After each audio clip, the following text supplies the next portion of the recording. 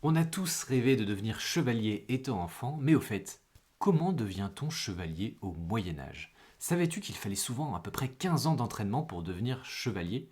Dans cet épisode, nous allons partir à la découverte du parcours pour devenir chevalier au Moyen Âge, de l'apprentissage dès l'enfance jusqu'à la cérémonie d'adoubement qui marquait l'entrée dans la chevalerie. Je te laisse mettre ton plus beau like pour soutenir cette chaîne et son contenu, et on démarre tout de suite. Au Moyen Âge, devenir chevalier n'est pas seulement une question de combat. C'est un statut social, un rôle militaire et un idéal de comportement. Mais on ne devient pas chevalier d'un coup. Le parcours commence très tôt. Vers l'âge de 7 ans, le fils d'un seigneur peut être envoyé dans un autre château. Il devient page. À ce stade, il apprend les bases de la vie noble, l'équitation, la chasse, les bonnes manières et le maniement des premières armes. Vers 14 ans, le page devient écuyer. L'écuyer est l'assistant direct d'un chevalier. Il entretient l'armure, il prépare les armes, il accompagne son maître à la guerre ou au tournoi.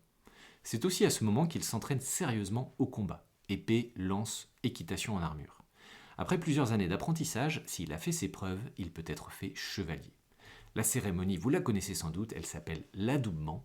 Elle a une dimension à la fois militaire et religieuse. Le futur chevalier passe souvent une nuit de prière puis reçoit son équipement.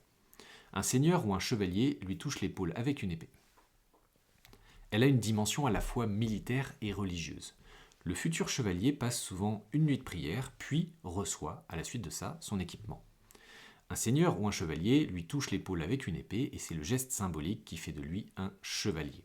On lui rappelle alors ses devoirs, courage, loyauté, protection des faibles, fidélité à son seigneur, en théorie du moins, car dans la réalité, les chevaliers restent avant tout des guerriers professionnels.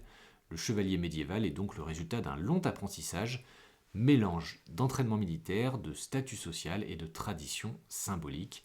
Le chevalier est une figure centrale de la société féodale. Si cette découverte t'a plu, n'hésite pas à me soutenir en likant ou en t'abonnant à cette chaîne et je te dis à demain pour de nouvelles aventures.